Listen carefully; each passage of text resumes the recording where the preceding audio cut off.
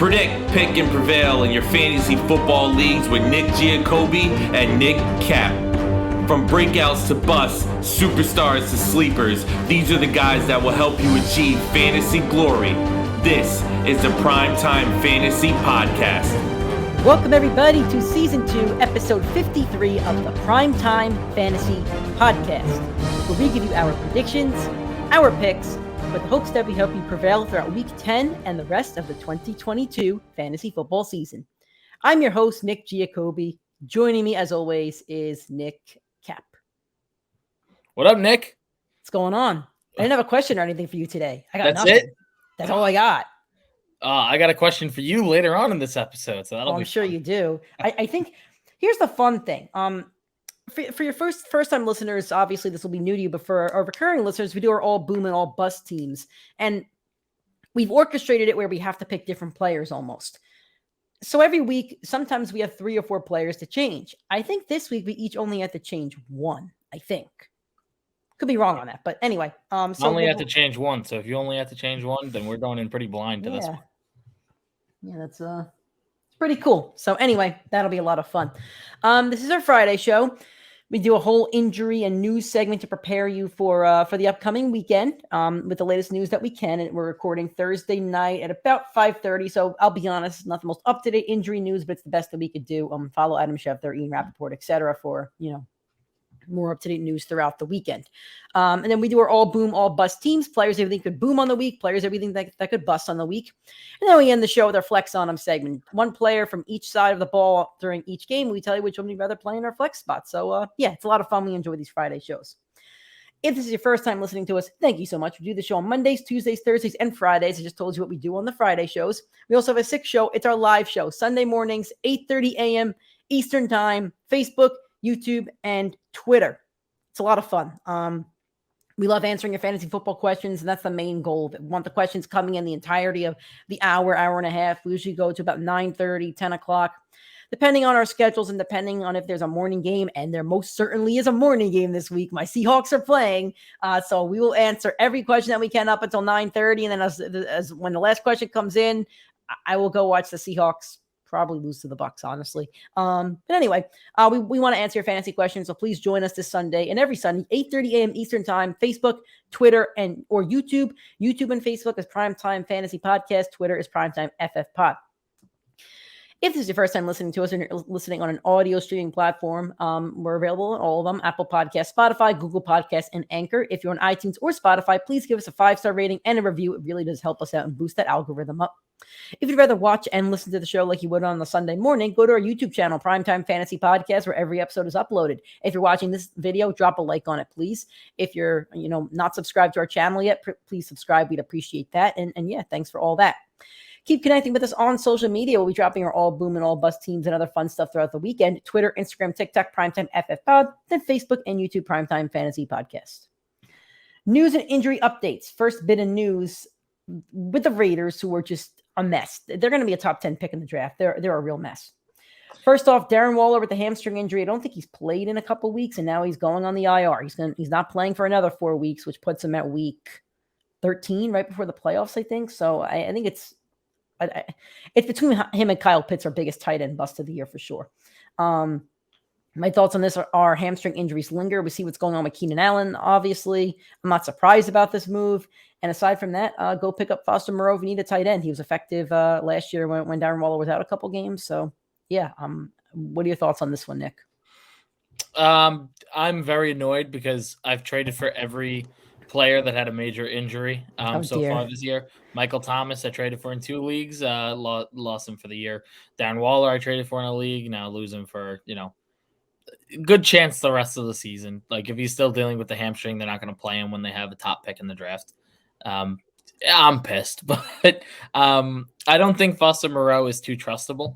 He hasn't had a game over 10 points, even with the Waller injury. So they're not targeting him enough. I think Devontae Adams clearly is the biggest benefactor. I know there's another receiver injury over there that I'll throw to Nick to transition to, and then I'll speak on that one. Yeah, so another injured player on the Raiders, Hunter Renfrow, with an oblique injury, is going on IR, again, out 4 weeks. Another bust on the season. And he was drafted in the later round, so I wouldn't say his ADP was out of this world. I don't know if I could call him a bust because he was drafted so late. I think, rounds 9 to 16, I think are players that you hope to get something out of, but may not. So I don't even know if I could call him a bust, but it's a major downgrade from his stats last year when he was the wide receiver 17. Yeah. My big takeaway is to go pick up Mac Hollins, because in games with Renfro, he's been effective, but with games without Renfro, he's been very, very effective. So without Darren Waller, without Hunter Renfro, I think Mac Hollins could be a really good flex play most weeks. He doesn't have a tough matchup this week against Indy, then a tough one against Denver, but then after that, Seattle, the Chargers, the Rams, and the Rams have gotten better against wide receivers. I do want to note New England. And then the playoffs, he will have Pittsburgh, but then San Francisco, Kansas City. So looking at it now, the Raiders have a really insanely tough schedule. Do they have 2 wins right now? Because they're not going to win a lot of games this year. They do really have 2. What I find so interesting is last year they were the 5th seed. They added Devontae Adams, and all of a sudden they have one of the worst rosters in the NFL. Like something doesn't add up here. Obviously, it's got to be the coach. But like we went from talking about Derek Carr being in potential MVP candidate, like having the best year of his career. Even that bozo, I don't mean he's a bozo because I actually enjoy his content, but Colin Cowherd said he's a Hall of Famer after this year. Like there's a very good shot they draft a quarterback with one of the top 3 picks, and Derek Carr winds up being a veteran that goes to Indy or to Pittsburgh, or replaces Tom Brady if he chooses to retire. Like I was on the train of Derek Carr having a really good year, and he hasn't. I don't know if it's McDaniels, but like all the pieces are there. So yeah. So for me, it's a tough rest of season schedule. I think Mac Hollins is the better play. The biggest problem is they've been like competing in games and losing the games. Like they've been up, so you can't even say like Derek Carr is. They don't use Josh Jacobs. I mean, they don't use their Pro Bowl running back. It makes no sense, and I wouldn't be surprised. I don't expect McDaniels to have a job next year. You can't take the 5 seed, add a superstar receiver, and turn that team into one of the worst teams in the. And didn't they pay Devontae Adams too? Like I think he was. Yeah, they offered him a $30 million. Yeah, so that they traded and extended him. So, that's bizarre. Last bit of news here: Derrick Henry is not practiced on Wednesday or Thursday for personal reasons. I believe. I think he was excused from practice. I'm not super worried. It wasn't for injury reasons, as was stated, but it is something to monitor as we don't know what's going on. So, all right, now going to the injury report again. This is as of Thursday night, 5:30 Eastern time. This is all the news that I could pull out of Thursday, and I actually have some news to add here. I'm looking because the West Coast teams reports are coming out now. So, did not practice Thursday. Josh Allen elbow. Pretty major. Got to see what happens on Friday. Got to hear what McDermott says. They're also a 1:00 game on Sunday. I thought they were a Sunday night game, and I felt like an idiot on our last podcast on Thursday because I said you have to play Heineke basically if you don't play Josh Allen because I thought they were the Sunday night game, but you should have options if they're in the 1:00 slate. David Njoku also has not practiced with the high ankle sprain on both Wednesday and Thursday. Seems like he's not going to play, even though he said he planned on it. So that sucks for him in a really favorable matchup. Mike Williams did not practice Thursday as expected with the high ankle sprain. I don't think he plays for another 2 weeks. Keenan Allen with the hamstring injury, he was day-to-day, also did not practice again on Thursday. I can't see Keenan Allen playing. I'm almost surprised he's not on IR unless they expect him coming back within 4 weeks. So do you have any thoughts on these players that are probably not playing this week? The Njoku, I do think, is going to be out. I know he said like he has a shot, but I do think he's going to be a very good play down the stretch. He was on pace for 1,000-yard season before the injury. So there's only 2 other tight ends that have done that consistently, which has been Travis Kelce and Mark Andrews. So if I were the Darren Waller owner and I see David Njoku's not going to play and someone's going to be frustrated about it, I think he's worth trading for. So do monitor him very closely. Yep. We'll talk more Josh Allen on the Sunday morning live show. Same with Keenan Allen. Until they're officially ruled out, I don't think we want to say more. But again, Sunday morning, 8:30 a.m. Eastern time. We'd love to talk about quarterback streamers and other options as well. Joshua Palmer is a good play this week. Well, maybe. Anyway, limited practices. Kyler Murray returned to practice with a hamstring injury. So he practiced this week. Ezekiel Elliott, his first practice this week with a knee injury. These are on Thursday again. DeAndre Swift had ankle and shoulder back-to-back limited practices on Wednesday and Thursday. Same with Dameon Pierce with a shoulder and chest injury. Then there's Brandon Cooks, who didn't practice Wednesday and did practice Thursday with a wrist injury. Some other ones, I don't have updates on these players. I just couldn't find them. And I don't know if I couldn't find the practice report, but I do want to note it. Here's a big one that I just saw. Matthew Stafford did not practice today. He's still in concussion protocol. So that is a pretty big one. You know what, Nick? Let's take a minute here because there's two big quarterbacks that seem like they're going to go out. Who's a streamer option that you really like this week that might be available on waiver wires? That's a good question. Let me pull up the schedule. I don't know if you have someone in your mind. I don't. So you know what? I'm gonna keep talking about injuries while you do that. I know I put you on the spot. So here are some players that were limited in practice on Wednesday. I don't see a report on them now, so I'm assuming they're either limited on Thursday or they're off the injury report.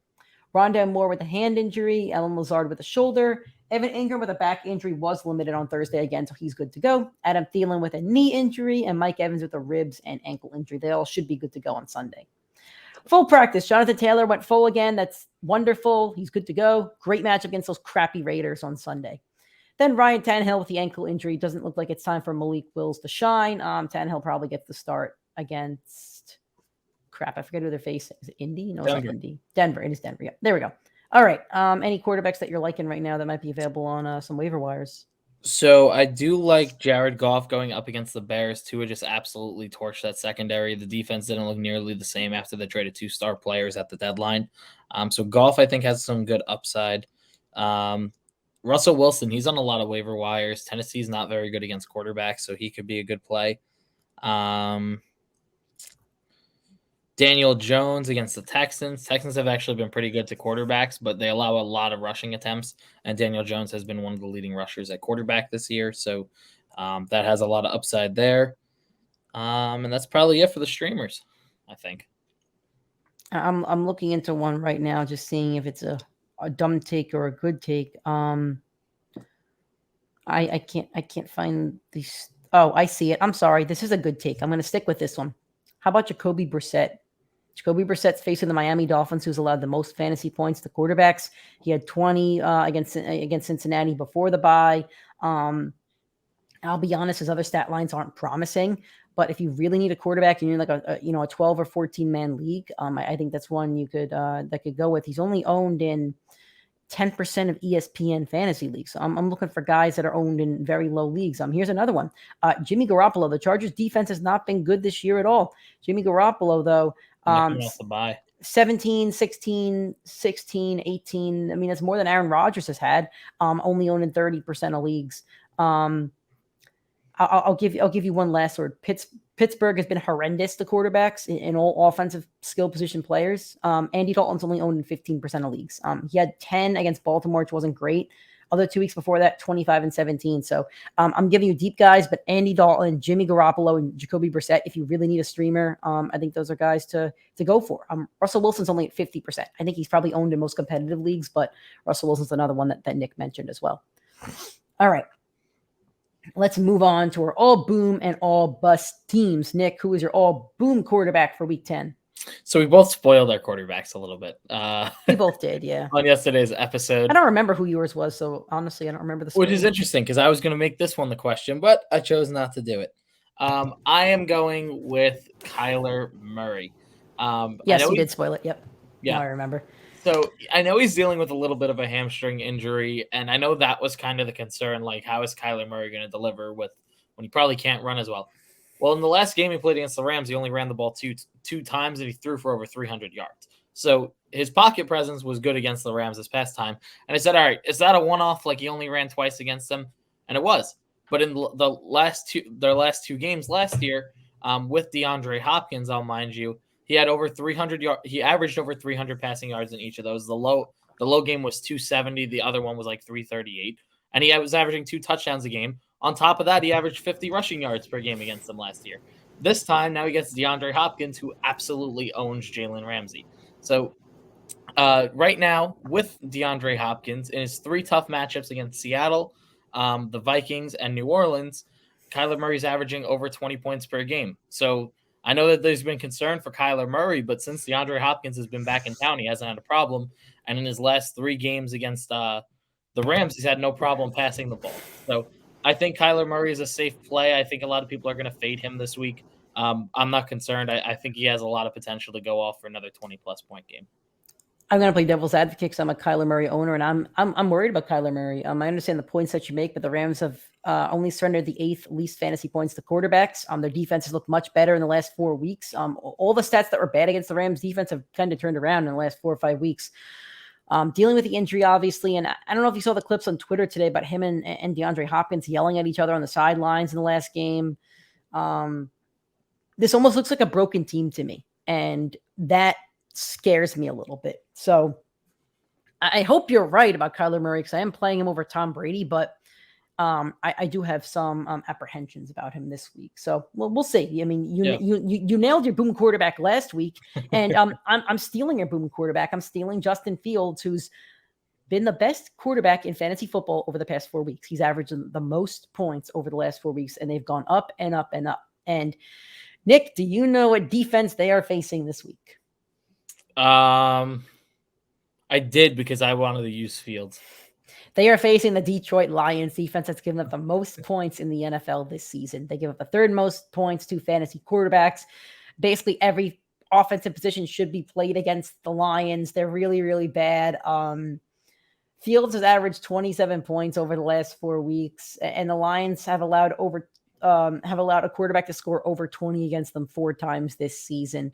This is a match made in heaven. If you picked up Justin Fields this week, I'm not sure how many quarterbacks I'd play over him, if I'm being honest with you, Nick. Like, even if you have an elite quarterback, like, I'll play Fields over Justin Herbert. Herbert has a really great matchup. A really bad matchup. I think the only quarterbacks I might play over Fields this week are Jalen Hurts and Patrick Mahomes. That's because you play them every week. But I think every other quarterback this week can be benched for Justin Fields. And I don't know if you have a thought on that, but I'm curious what you think of that. My actual take was the only quarterback I would play over him rest of season would probably be Josh Allen, where I would lock him in rest of season and not base it off matchup. So I totally agree on a week-to-week basis. Justin Fields has the QB1 potential. And the only quarterback I probably wouldn't consider benching for him would be Josh Allen. When Mahomes sees the Broncos again later in the year, I'd consider benching him for Justin Fields. I don't know the matchups. Yeah. I like Jalen Hurts, but Jalen Hurts against Dallas and against the Giants later in the year, I don't know if I'm as confident as I would be in Justin Fields versus his opponent. If Fields will also have some tough matchups, but anyway, yeah. So we both agree on that. All right, who's your first boom running back for Week 10? I'm going with playoff Lenny. He's someone that I haven't given any love at all on this podcast in the 2 years that we've done it. But over the last 3 weeks, he struggled, but he's still the RB9 on the season. And he's not getting the volume in the rushing game, but in the passing game, he's still seeing a lot of targets. In the last 7 games, he has 43. That's a very high number for a running back. So off pure volume alone, he's going to execute.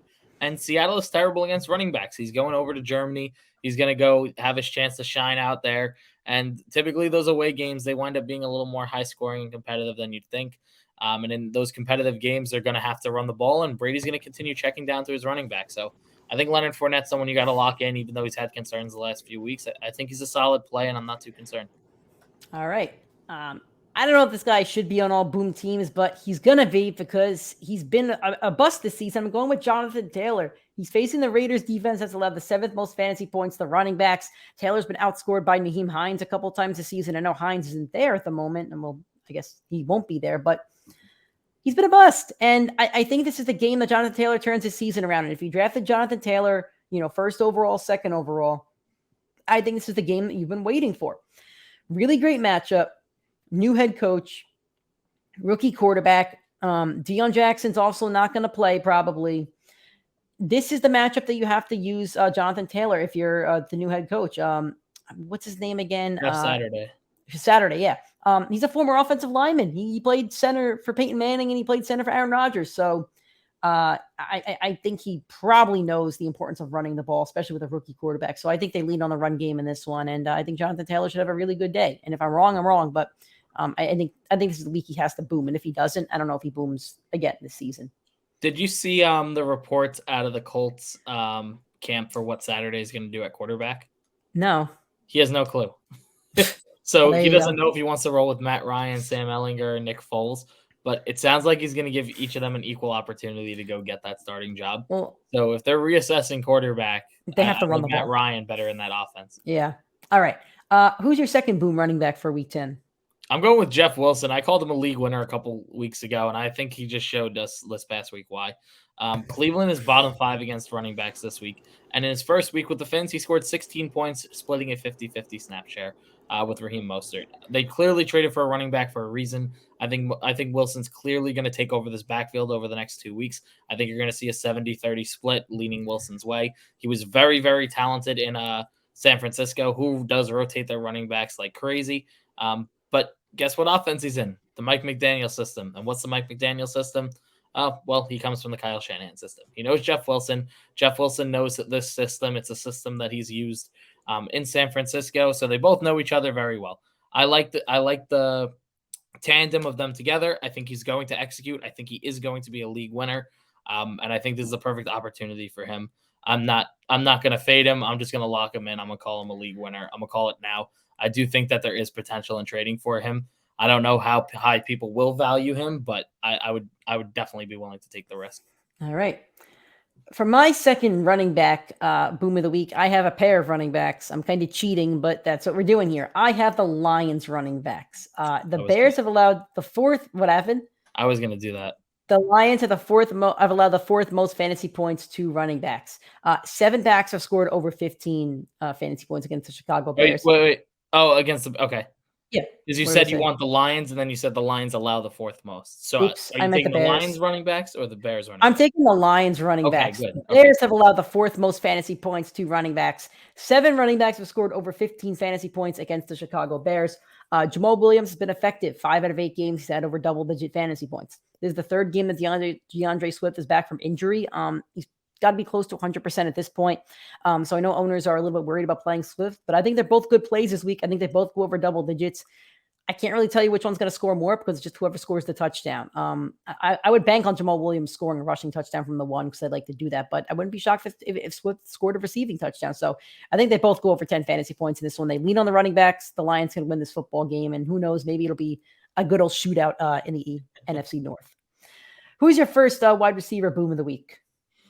I am going with a guy that's been on this list maybe far too much, but he's been I feel on like we rotate the same couple of guys. There's just I mean, it's the same few people that, are flexible and some of them aren't, right? Like, we're trying to put flex player, right.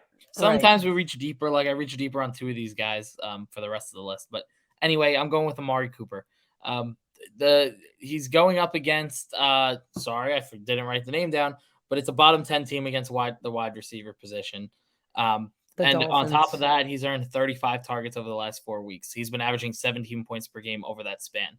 And despite having Jacoby Brissett at quarterback, who ranks 37th in QB accuracy, he's been incredible. So 20% of his total targets so far have been deemed non-catchable balls. And now he's coming off the bye. And he's 3 games away from going into Deshaun Watson's return, which could absolutely be electric. His playoff stretch is Baltimore, New Orleans, and Washington. All 3 of those teams rank bottom 10 against the wide receiver position. Amari Cooper and Donovan Peoples-Jones have true league winning potential because of favorable matchups, and I'm not going to fade Amari Cooper now. He's been a model for inconsistency in the past, but he's only got 2 bad games this year, and they came in the first 4 weeks of this offense. All right, that's pretty fair. All right, I have a couple of receivers here. I don't know who I want to start with, but I'll start with Juju Smith-Schuster, another guy who's constantly on this list for bad or for worse, or good or bad, I should say. And I think he's only going to be on the good side going forward. In his last 3 games, he's at over 17 plus fantasy points in all 3 of them. On top of that, facing those Jacksonville Jaguars, who have allowed the 9th most fantasy points to wide receivers. Last week, Devontae Adams had a monster stat line, 39 fantasy points in ESPN standard leagues. Juju could go nuclear in this one. Kelsey could have a really good game. The other receivers can get involved. If you're facing Mahomes, I think you're in for a really rough day. This is going to be really good for the Chiefs all around and really bad for the Jags, but that's just kind of how it goes sometimes. Who is your second wide receiver boom of the week? I'm going to go a little further down. He's still a wide receiver, but just to piggyback off Nick's points, I'm going with Mecole Hardman. He was pretty much my reach of the week. Like Nick said, Jacksonville is one of the worst teams against wide receiver, but over Hardman's last 4 games, he's gone over 12 points in all of them. We've never seen this kind of consistency out of him, so why would you stop from playing him now? He had 9 targets this past week coming off the bye. there's no way he's not going to maintain this like level with the amount of snap share that he is. Do I fear Kadarius Toney taking over? Maybe down the stretch, but over the last 3 games, he has 5 touchdowns, 2 on the ground. So he's still getting red zone usage as a runner. So as long as he's getting this level of usage and this kind of consistency, this is the first time I think in his career fantasy owners can trust him as a play. All right. My second wide receiver boom of the week is going to be Darnell Mooney. I'm going to put a stack, and Nick knows I don't love stacks, but you know what? It's time to put some respect on Mooney's name a little bit. A guy who's probably dropped after week 3 or 4. In his last 6 games, he's had over 50 yards in 5 out of those 6. This is since week 4. He's been averaging 11.6 fantasy points, and that's bad. He's also had 5+ targets in each game. We love to see that. The targets are increasing. On top of that, as I stated before, they're facing the Lions defense. They've allowed the 4th most fantasy points to wide receivers. It seems like almost every week a wide receiver is throwing up a 20 bomb against the Lions. That could be Mooney this week. Justin Fields is a good play. Darnell Mooney's a good play. Montgomery's a good play. And if you need a tight end, I think Cole Kmet's playable as well. So play them all against the Lions. This is the last bear that I have. But if you have Mooney on your team and you're looking for a flex play, I think Mooney's the one to go for. Is it a Lion as well, or no? You have any more Lions on the list? I don't think. Man, I know you're targeting that matchup, and I don't blame you because that's going to be a shootout. You're right. Yeah, I'm going all in on it at that point. All right. Who's your you put some first money on the over there? My next receiver is Christian Kirk. It's your flex, right? Or is it your receiver? It's a flex, right? That is my flex. Yeah. Yeah. So first flex spot. First flex spot, I have Christian Kirk. Kansas City, just as well as we said, Jacksonville's bad to receiver. So are the Chiefs, and it's more so because that they're always playing from a heading game, so teams are constantly playing from behind. Guess what? I know last week I said the Jets will constantly be playing from behind against the Bills, and I was wrong, thankfully. Well, guess what? There's no damn way that Jacksonville can hang with Patrick Mahomes in that offense. They're going to be playing from behind, and Christian Kirk's stat line, I know it's been inconsistent, but the volume has been consistent. He's averaging about 8 targets per game over the entire season. That is not faded at all. Jacksonville's going to play from behind, and over the last 3 games, he's averaging 15 points in games where he has been playing from behind. I'm not concerned for him. I'm locking him in. And Nick, I do want to ask you for one favor when you do your next player. Yeah, what do you got? Do the player that I know. Sutton, right? You know Sutton? Yeah. Okay. All right. Let's ride, I guess. Courtland Sutton's been really bad over the past 4 games. I think he's only had like 50 receiving yards and no touchdowns. This is the one that we could turn things around. The Titans defense is horrendous against wide receivers. They just allowed Juju to have, I think, 22, I think last week. If it was over 17, I know that.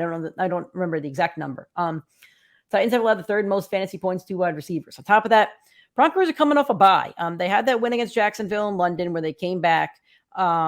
And they're coming off the bye. Hopefully Russell Wilson's a bit healthier. Hopefully the team itself is healthier, and hopefully they worked on some stuff. And maybe this could be the jolt of adrenaline that they need for this season. And Russell Wilson was favoring Courtland Sutton the first few games of the season and then kind of switched to Jerry Jeudy.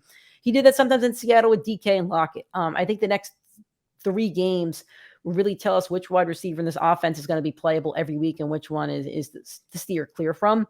So I think both receivers should be played this week. I'm going to go with Courtland Sutton, though. And if he plays bad this week, then it's going to be really, really hard to trust him going forward. All right. So there's a reason I asked you to do that one sure. first. Because I was planning on going with my craziest stack of all time of going with Courtland Sutton and Jerry Jeudy. Wow. So I am going to play Jerry Jeudy as well. I guess we're both targeting the same players on teams, but I got no problem with it. We know the better matchups. We know who we'd rather play. Anyway, I was going to go with Sutton and Jerry Jeudy, and I'm going with Jerry Jeudy for pretty much every reason Nick stated. Both have looked very good at different points of the season, and I don't think both have really put it together outside of like the first 4 or 5 weeks of the year where they were both playing very solid. But I think it's time to get right back on track. After this past win over in the UK, then they get a bye week. It's a get-right game, and they're going up against the Titans, who have allowed the 30th, I guess it's the 2nd or 3rd most points to the wide receiver position. I think both are a lock. For Jerry Jeudy, he's averaging 8 targets over the last 8 games. That's insane production for a wide receiver. In my opinion, the 2nd best receiver on that team. And Russell Wilson's had no problem getting the ball down the field. They just had problems in the red zone, and it seemed like they were able to fix it this 2 weeks ago. Maybe coming off the bye, they do look a little bit better. I know me and Nick are big Russell Wilson guys, and I think it's time that they get right back on track. I think it's time for Broncos country to ride. Yep. Anyway, my last flex play is Devontae Smith. He's had a rough few weeks because the Eagles like to run the ball a lot, and it seems like only one wide receiver can boom on that team, and that's okay. But he had 30 points the last time he faced the Washington Commanders. That was in week 3. Now they're facing those Washington Commanders again on Monday Night Football. The Commanders allowed the 7th most fantasy points, 2 wide receivers. Justin Jefferson just had a really good game against them. I think Devontae Smith and A.J. Brown could both do that on Monday night. I think it's a really big offensive game for the Eagles. I don't know how big it's going to be for the Commanders, but for the Eagles side, it should be a really big game for them. Who is your tight end boom of the week? I'm going with Cade Otton. I decided to dig a little bit deeper for the tight ends I'm sorry if I violate you on this. We always typically pick near that top 5, top 10, be a little bit safer, but I wanted to reach down a little bit. He's projected like the 20th most points at the tight end position. I think that's way too low. Seattle is awful against the tight end position, one of the worst in the league, and he's averaging over 5 carries per game in the last 5 games. And guess where tight end university is? It's over in Germany, I think. That's exactly where I'm going to say it is. Anyway, Cade Otton's touchdown season for this guy. He got one last week, scored 19, and I think Brady tries to give the young buck one more in this matchup. So, did you change your tight end? I did not. I stayed firm at this. Okay. I texted our anonymous source last night, and I changed my tight end to Cade Otton. So, hold on. Here's why. My original play with David Njoku. Dolphins allow the 4th most fantasy points to tight ends, and Njoku's had 4 out of his last 5 games over 11 fantasy points. It's a great matchup. But the fact that he didn't practice yesterday, I texted our anonymous source, said, hey, can I use Cade Otton? I need a backup. And he said yes. He gets an F for that one. He gets a beat down for that one. But he does. Anyway, I'll give you one more. I'll go on the Broncos stack again. Why not? The Titans have allowed the 6th most fantasy points to tight ends. Now we have Greg Dulcich in his 3 games he's played in the NFL. I think he's a rookie. I'm pretty sure he's a rookie. And his 3 games he's played in the NFL at the tight end position are all over 11 fantasy points. I can't see that changing against the Tennessee Titans. So there's one that I like. I like Cole Kmet's matchup as well. I'm just naming guys at this point. Nick, you could throw Cade Otton on the graphic or Dulcich. I don't care. But there are other plays that I like. But me and Nick both do like Cade Otton this week. For Cade Otton, Seattle has allowed the most fantasy points to tight ends. And in the last 3 games, 2 of them, he's had over 5 targets with 60 yards. So he's a good play this week. Sweet. All right. All bust teams, Nick. Who is your bust quarterback of the week? The Jets aren't playing this week, so you can't put whoever's playing the Jets. And I did look for a receiver or a quarterback, and I realized they were on bye, so couldn't use that. You violated them earlier in the show, and I can't believe I have to do this because I do love this player, and I did stay strong on here and say, "Oh, this guy's way better than Burrow," and I still stand by it. But he's not having a good fantasy year and not too good of a year as a quarterback. He's not having a good NFL year because he's got some issues. He's got some issues. He got some offensive line issues. Yeah, he does. I'm aware of that. I'm aware of that. So does Lamar Jackson, and he's still playing out of his mind. I'm just saying. They're around the same record. All right. Justin Herbert. I love you dearly, but you've been bad for fantasy. He's the QB 13. He's only averaging 17 points per game. His receivers are not going to get open. Joshua Palmer, I love Joshua Palmer, but he's not getting open against San Francisco off the bye. It is going to be a very, very rough outing for Justin Herbert. They got one of the best front sevens in the league he's going to go up against, and his offensive line is completely dinged up. I think you're going to watch Austin Eckler catch 10 to 15 balls, and it's going to depend on how far he can take them after the catch because there is going to be no way he has time, and those receivers are not talented enough to create enough separation for Herbert to deliver a good day. It's literally going to be the Gerald Everett and Austin Eckler check down show because that's all I think that they're going to be able to do in this matchup. It's going to be incredibly rough, and this is the first time I think I would genuinely pivot off Herbert this year. Yeah, I agree with you on that. I have Kirk Thuggins as my bust of the week. He's facing the Bills, one of the toughest teams against quarterbacks, arguably the toughest team against quarterbacks. In terms of stats, they're the 3rd toughest team against quarterbacks. It's also in Buffalo. That's bad for Kirk Cousins. Only one quarterback has over 15 fantasy points against the Bills this season. Do you know who it is? No, I don't. It's Patrick Mahomes. Ooh. It's the best quarterback of our generation. So aside from that, the other 8 quarterbacks they faced have had less than 15 fantasy points. I don't see Kirk getting any more than that. So I think it's a bad week for Kirk Cousins. Now, he is playing at 1:00, though. I thought this was a Sunday night game. And the way that I found out this wasn't a Sunday night game is because my note had that he was playing in primetime, and then I looked at the schedule and he wasn't. So he's got a slight chance, but I don't think so. Okay, who's your first running back bust of the week? I'm going with James Conner.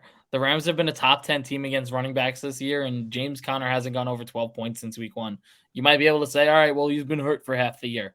Okay, so he's been hurt for half the year, and he's still played 5 games outside of that.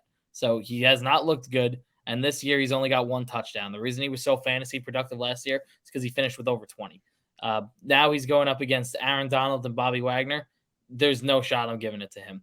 He only had 7 carries last week and 19 receiving yards. The 5 targets and 5 catches made up for it, but that's a lot of bad metrics to bank on him catching some checkdowns for him to get to double-digit points against one of the best defenses in football.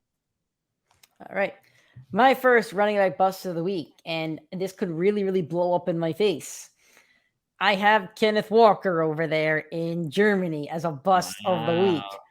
I am very worried about the Seahawks game for a couple of reasons. The first being for Kenneth Walker himself. The Bucs are the 5th toughest D against the run. Why would they not just try to shut down Kenneth Walker and then let Geno beat them? And Geno's been good this year. I've given him his flowers, but a Pete Carroll system has to run through running the football. And if they shut that down, then he has to pivot off of that.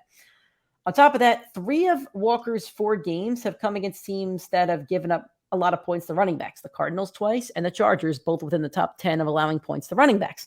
The 4th team was the Saints, and I think he had a long run against the Saints, but aside from that, he looked good, but he didn't look as good as he looks now.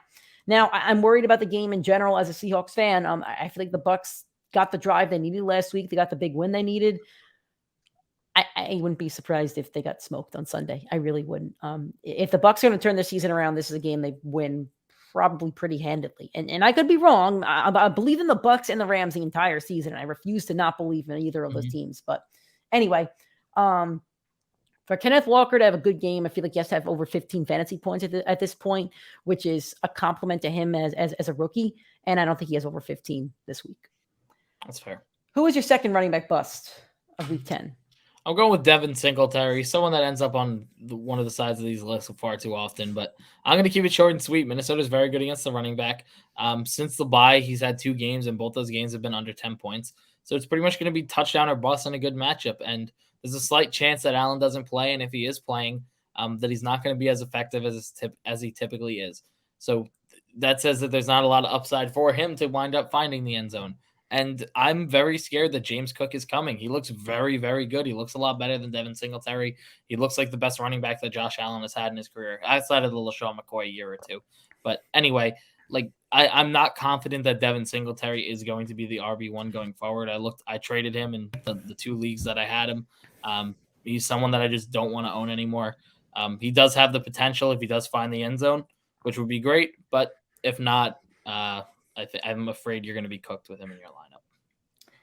I have Aaron Jones, who's coming off the ankle sprain. He was in a walking boot on Sunday. I believe he's practiced this week and plans to play, but he's facing the Cowboys defense, 3rd best team against running backs. I could see this game, them pivoting more towards, what's his name? The backup. Why can't I think of his name right now? AJ Dillon. I could see them, pivoting more to AJ Dillon due to Aaron Jones' injury. AJ Dillon's more of a punisher, and the Cowboys are a really physical team. I think that's the route they could go, and I'm not so sure Aaron Jones gets 15 fantasy points against a really tough defense. So that's why I'm going to put him on my bust this week. Who is your first wide receiver bust of the week? I'm going with CeeDee Lamb. He's someone that you take too often. I do. I'm taking this time. I do. CeeDee's been on my list like half the times this season. And you've been fairly accurate when you've been on the right side of it, because he has 7 straight games of over 10 fantasy points.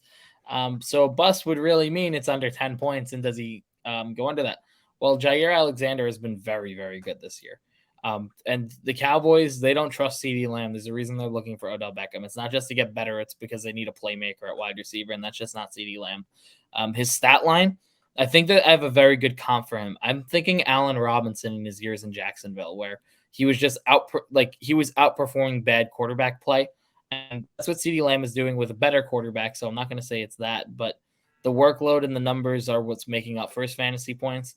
And in a tougher matchup like this, that's where Allen Robinson tended to struggle. So for me, I don't think that he's a good play. I don't want to bench him because of how consistent he's been, but I do want to temper the expectations. If you have someone that you're debating, like a high upside flex play or a safe floor guy, I think I would rather partner CeeDee Lamb up with the high ceiling play this week. Okay. My first wide receiver bust is going to be Curtis Samuel, facing the Philadelphia Eagles defense at the 10th toughest 2 wide receivers. It's also a road game.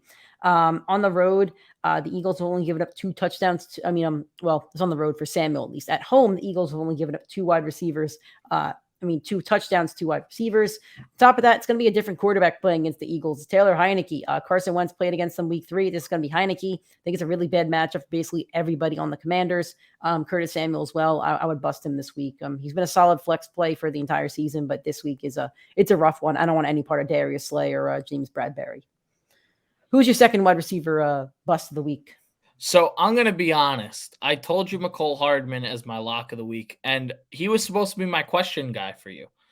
So I've kind of had to make an audible, and I have to make it a question on the spot, but I will make a question about this bust wide receiver that I have. Over the last 5 games, he scored sub 11 points. He was drafted within the top 5 rounds of your draft.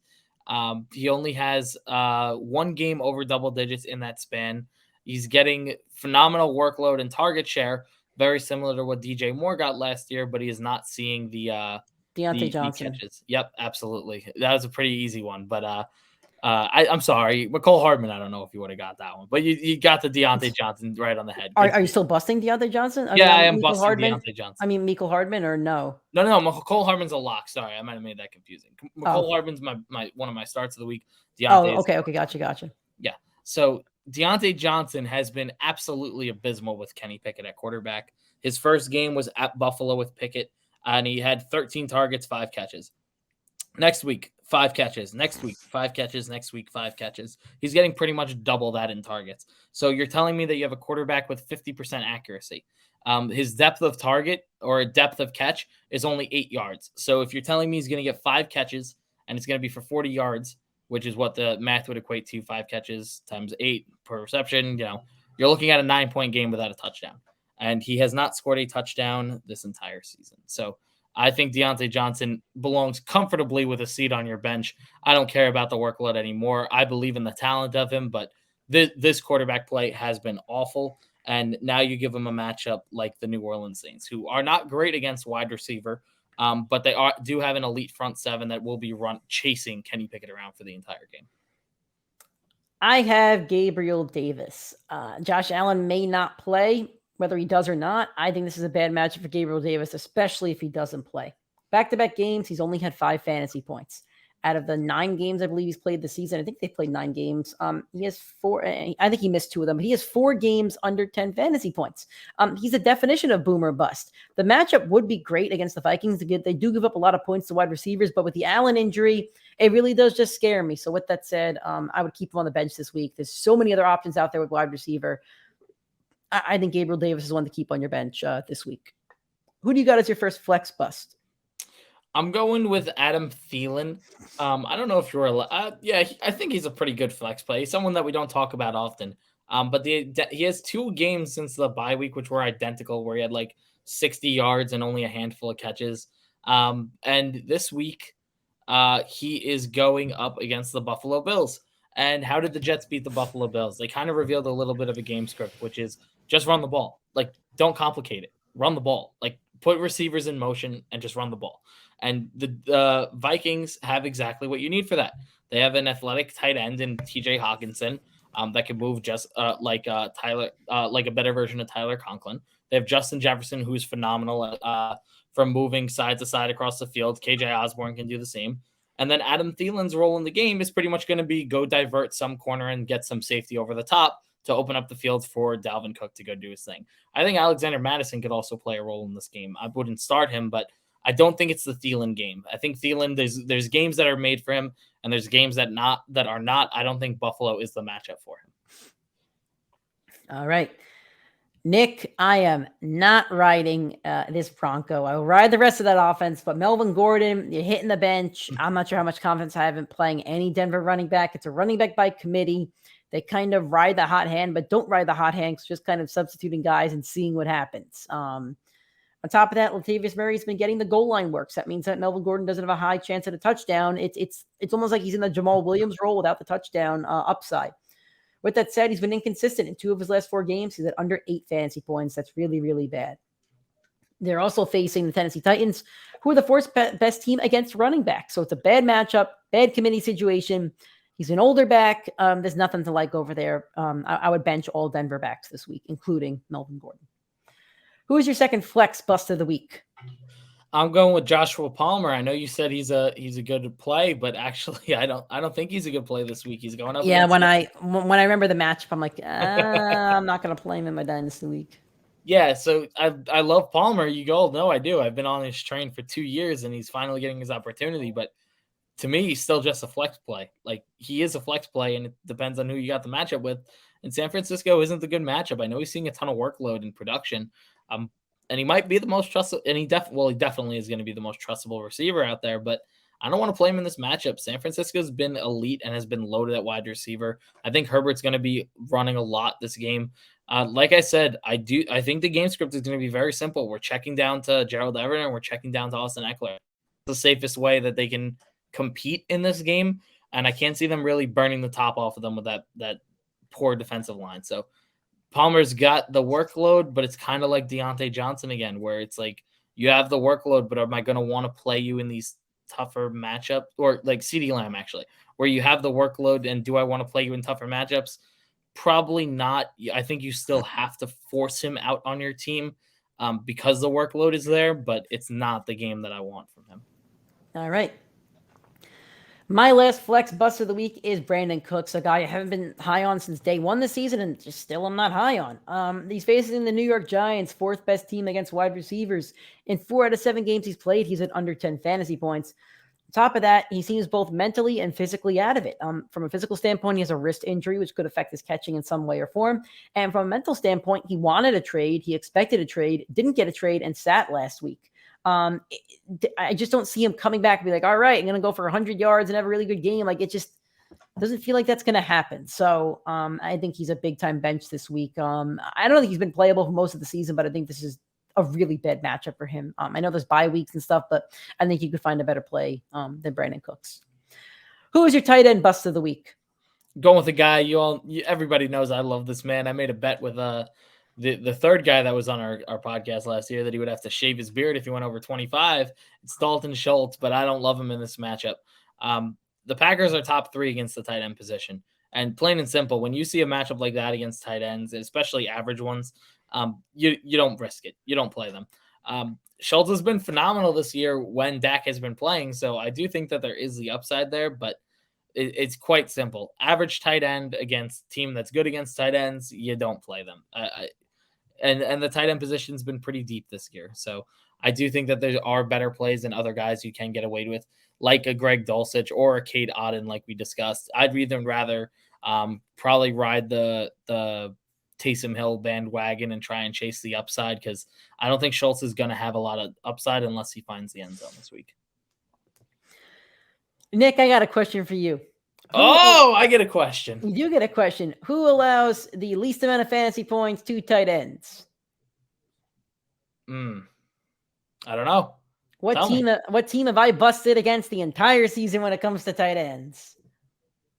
Is it New Orleans? It is New Orleans. Yes. I keep going back to it, and I'm right every single week. They have not allowed a tight end to go over double digits this week. They are the number 1 team against tight ends. Isaiah Likely last week, I think it was the first drive, had a touchdown. And I said to myself, shit, I just told people not to play Isaiah Likely because of the Saints. Now, do you know what Isaiah Likely's stat line was last week? He finished with 9.4, right? He was 1 catch for 5 yards and a touchdown. Yes, any player can get lucky and score a touchdown. I don't care who you are. You could be the wide receiver 5. I remember his last year, I think the Bucs wide receiver 5, I think, scored like a 70-yard touchdown to win a game. Maybe it was, actually, no, I think it was week 3 or something against Atlanta. No, it was, Was it Scotty Miller? New Orleans. No. It was a guy I can't even name at this time. Rashad Perriman, maybe. My point being, you have to be really talented to play in the NFL. I'm not taking away anything, but anybody can score a touchdown any single week. If you were on offense, you could score a touchdown. Even if you're a fullback or an offensive lineman, it can happen. So Isaiah Likely scoring a touchdown last week doesn't faze me on the Saints defense. They were phenomenal because they didn't get another catch the whole freaking game. They're great against tight ends. They're phenomenal. They're facing Pat Freiermuth this week. I know there's reports coming out that Kenny Pickett's going to rely more on him. He's going to get more work. I don't care. They guard the tight end well, and Kenny Pickett sucks. He's really, really bad. If you had to draft all 32 quarterbacks for the rest of the season, I think Kenny Pickett's in the bottom 3, 4. I think he's the bottom 3 or 4 quarterbacks drafted. And again, this hypothetical scenario where you only took 32, you have to pick one of the 32 starters.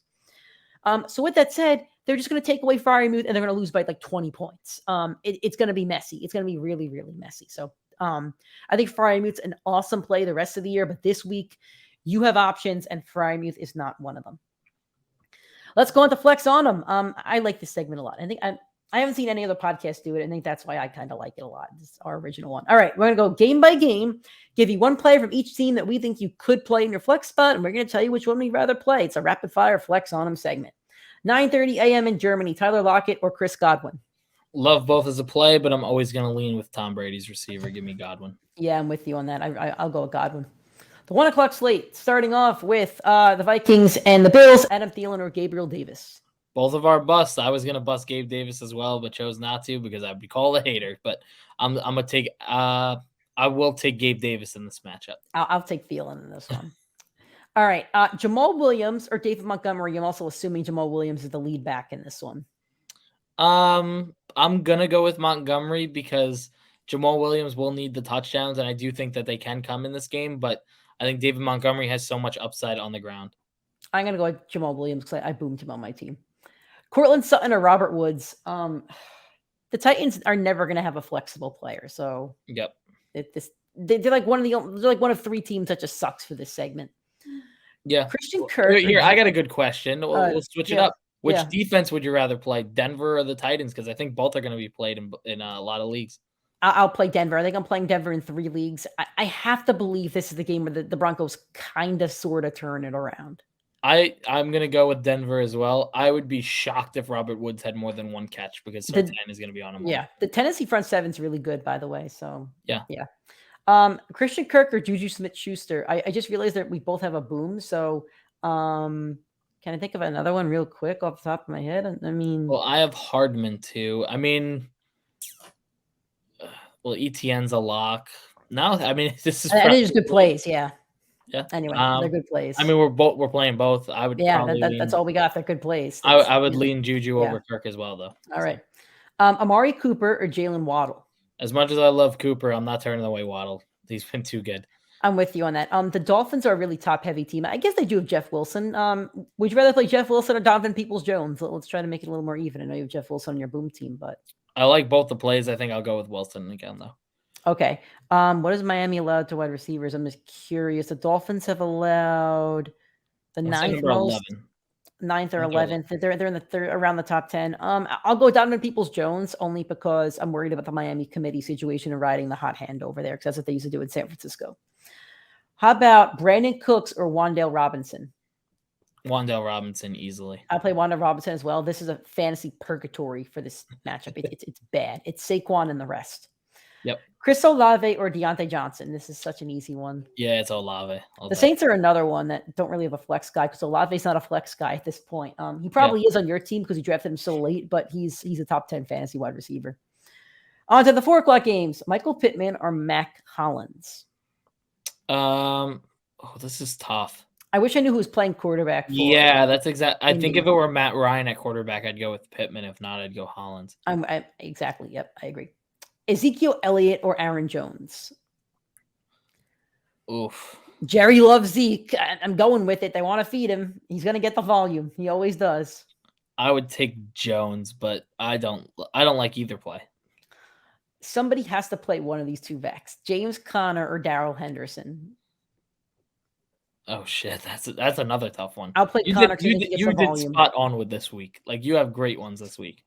I'm gonna go. I would lean on Connor, even though I don't want to. Here's one more: Rondale Moore or Allen Robinson. Rondale Moore. I think I'd do that one pretty easily. Okay, yeah, I will as well.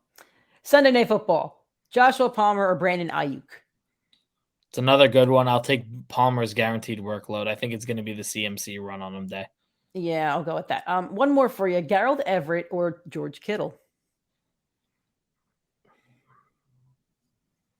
I don't like Kittle going up against Derwin James. That's like a match. I also don't like that they spread the ball around so much over there. I think I might want to play Everett, and the workload might be a little more guaranteed. If I had it on my actual team, there's no way I would bench Kittle.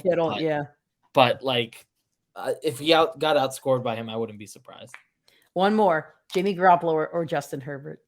Oh, I hate you. Give me Herbert. I'm not taking Jimmy. I'm taking Jimmy Garoppolo. Ugh, I hate it. I think the Chargers have been bad against quarterbacks. Let's see. You're not wrong. They're bad against everything. I told you they're one of the worst defenses in the league. Quarterbacks, they're actually okay against, but like I said, I don't want to give Herbert too much slack because nothing on his team has been good outside of him. You're right. You're right on that, but he's got to make up for that anyway. No, 100%. That is our show for this week, guys. Our Friday show. Thank you so much for listening. If you're listening on an audio streaming podcast, platform, whether it's iTunes or Spotify, please give us a 5-star rating and a review. If you're watching this video on YouTube, please drop a like on it. Hit that subscribe button to the channel. We appreciate that so much. Thank you for that. Aside from that, the next time you hear from us is our live show this Sunday. Please join us. We appreciate you guys asking your questions, sharing those links, letting your friends know. Let your leagues know, let your friends know, share the love of the Primetime Fantasy Podcast. We'll be live Sunday, 8:30 a.m. Eastern Time. Facebook, YouTube, and Twitter. Our Facebook and YouTube is Primetime Fantasy Podcast. The Twitter is PrimeTimeFFPod.